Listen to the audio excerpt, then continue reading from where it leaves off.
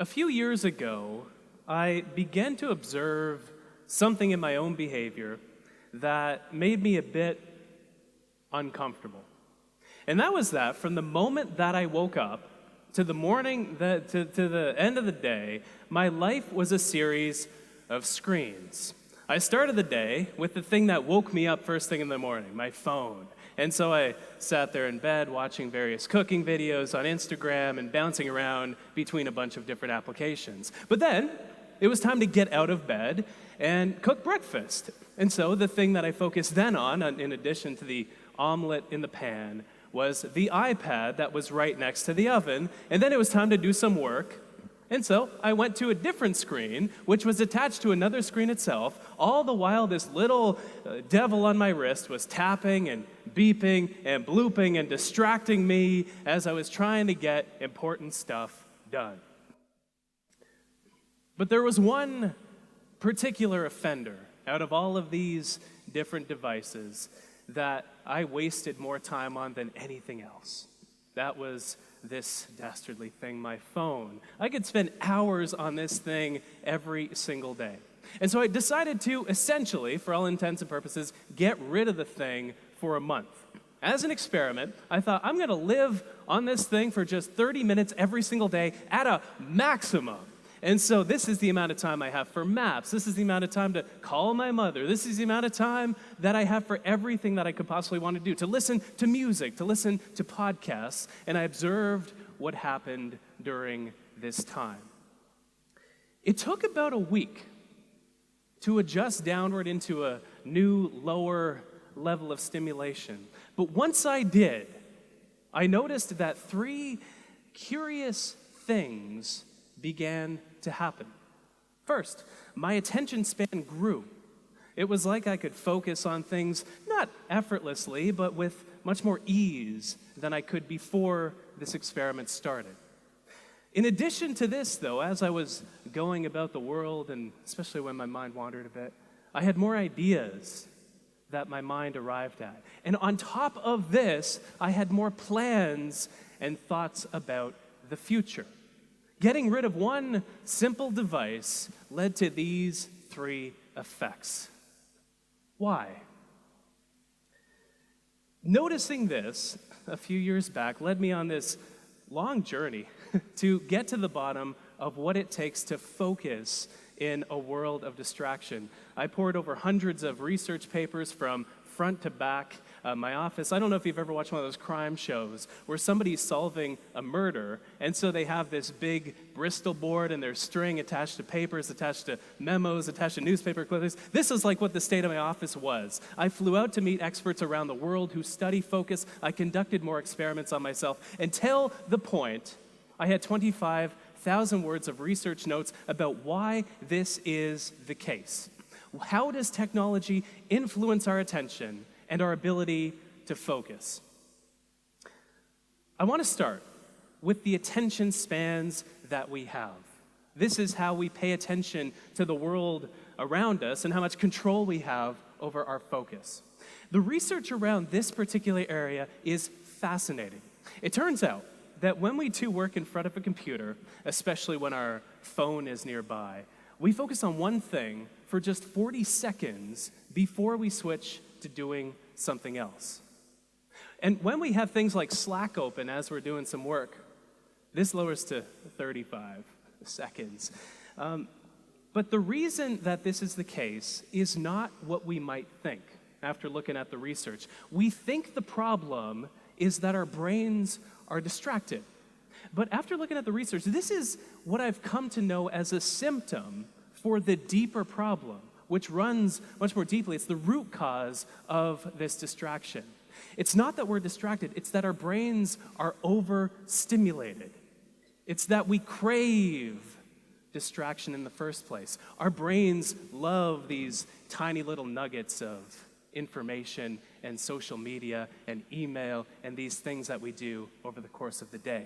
There's even a mechanism in our mind called the novelty bias, by which our mind rewards us with a hit of dopamine, one of those wonderful pleasure chemicals, the same one that we get when we eat and order a whole medium pizza from Domino's, the same one that we get when we make love, we get that same stimulation when we check Facebook. We get this dopamine coursing through our mind, and so we not only crave distraction, but our mind rewards us for seeking out and finding distraction in the first place. So this is the state of our minds today. We're at this hyper-stimulated state where we bounce around between these bunch of different objects of attention that are very, very stimulating for our mind. And so I thought, okay, if the phone had this impact on my attention span, what if I lowered how stimulated I was even more still? And so, this feeling that we experience when we go from being in a state of high stimulation into a state of low stimulation, it has a name. That name is called boredom. This restlessness that we feel when we have this super busy week and then we're lying on the couch on a Sunday afternoon thinking, all right, what am I doing now? So I put out a call to the readers of my website and I asked them, what is the most boring thing that you can think of doing? I'm going to make myself bored for an hour a day for a month. And so I did some stuff that I still am upset about from my readers to this day. Day one, I read the iTunes terms and conditions for 1 hour.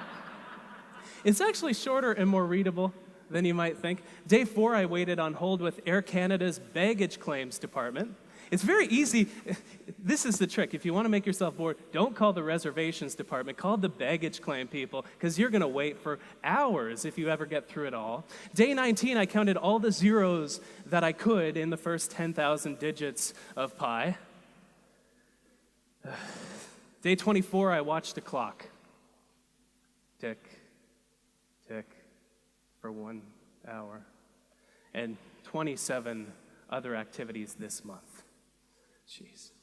I still think back. But curiously, I noticed the exact same effects as I did during the smartphone experiment. It took about a week for my mind to adjust downward into a newer, lower level of stimulation. And this maps curiously on top of research that shows that it takes our mind about 8 days to fully calm down and rest, like when we're on vacation as an example. Our vacations need to be longer than they are today. But I also noticed that my attention span expanded.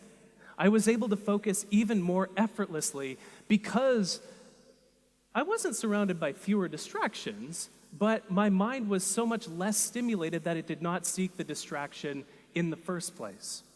But the fun part were these ideas and plans that struck me that didn't before. And the reason that this is the case is because my mind had a chance to wander more often.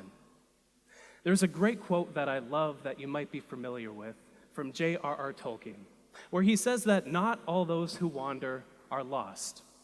And the exact same thing is true, it turns out, with regard to our focus, with regard to our attention. If you think back to when your best, most brilliant ideas strike you, you're rarely focused on something.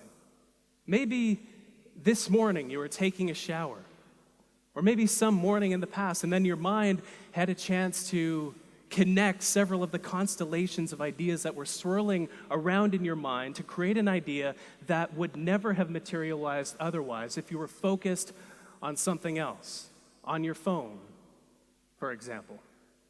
This is a mode, especially when we do this deliberately, when we deliberately let our mind wander. I call this mode scatter focus. And the research shows that it lets our mind come up with ideas. It lets our mind plan because of where our mind wanders to. This is fascinating. It turns out that when we just let our attention rest, it goes to 3 main places. We think about the past, we think about the present, and we think about the future. But we think about the past less than we might think. Only about 12% of the time, and often the time we're recalling ideas in these thought-wandering episodes. But the present, which is a much more productive place to wander, we wander to think about the present 28% of the time. And so this is, it's something as simple as you're typing up an email, and you can't find a way to phrase something because it's very delicate, maybe it's political, you go and walk to another room, you go to another room of the house, of the office, and the solution hits you because your mind had a chance to approach it and prod at that problem from different directions. But here's the thing. Our minds wander to think about the future more than the past and the present combined. Whenever our mind is wandering, we think about the future 48% of the time. This is why when we're taking a shower, we plan out our entire day, even though it hasn't started yet. Right? This is called our mind's prospective bias, and it occurs when our mind wanders. If you're good with math, or maths, I should say, not in Canada anymore, these numbers don't add up to 100. It's because the rest of the time our mind is dull, it's blank, or it doesn't have an idea inside of it that is rooted in time. But whatever it is for you that lets your mind wander, something that's simple, something that doesn't consume your full attention. Mine happens to be something that is not necessarily stereotypic of my age and gender demographic, but I love to knit. Knitting is one of my favorite hobbies. I knit in planes, I knit on trains, I knit in hotel rooms. I was knitting in the hotel room before this event today because it helps calm you down, it helps settle your nerves. And I come up with so many ideas when I knit. I have a notepad next to me. But whatever it is for you, it might be taking that extra long shower. It might be taking a bath, upgrading your shower to a bath so you can soak not just with your body but with your ideas as well. Could be simple.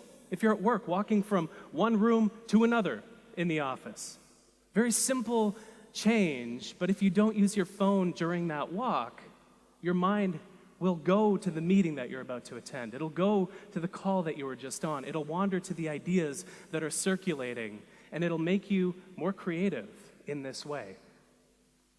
It could be something as simple as waiting in line and just, waiting in line.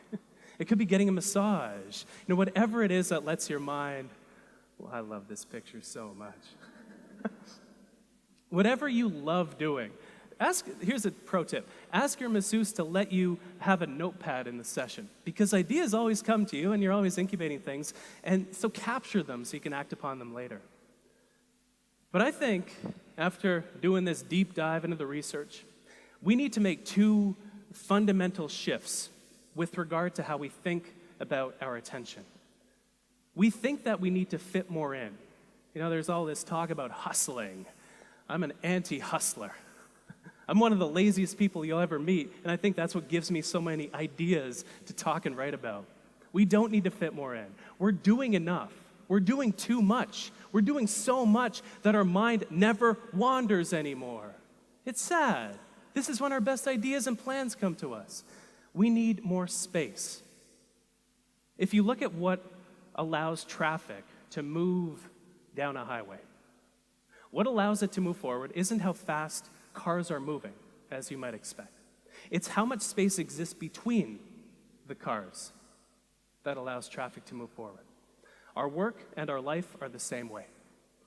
The second shift, we like to think of distraction as the enemy of focus.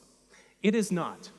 It is a symptom of why we find it difficult to focus, which is the fact that our mind is overstimulated. I have a challenge for you. It's a 2-week challenge, but it's a challenge to make your mind a bit less stimulated and simply notice what happens to your attention. How many ideas do you get? How does your focus change? How many plans do you make? So for 2 weeks, make your mind less stimulated. There are so many great features on phones, on devices, that'll let us eliminate a lot of the time we waste on our devices. Use those features, not only to become aware of how you spend your time, but how you can spend less so you have more ideas. Have a disconnection ritual every evening. One of my favorite daily rituals, I disconnect from the internet completely from 8 p.m. to 8 a.m. My fiance and I, we have a weekly disconnection ritual, a technology Sabbath every Sunday, so we can disconnect from the digital world and reconnect with the physical world, the real, actual world. Rediscover boredom. You don't have to do it for an hour. Please don't call Air Canada. It's just a world of hell. But rediscover boredom just for a few minutes. Lay on the couch, and where does your mind go? and scatter your attention, you'll find some remarkably fruitful things in that attentional zone. If there's one thing that I have found to be true after doing this deep dive into this world on how we focus, it's that the state of our attention is what determines the state of our lives. If we're distracted in each moment, those moments of distraction and overstimulation build up and accumulate to create a life that feels more distracted and overwhelming, like we don't have a clear direction. But when we become less stimulated, when we make our mind more calm, we get the benefits of added productivity and focus and ideas and creativity, but we also live a better life because of it. Thank you so much.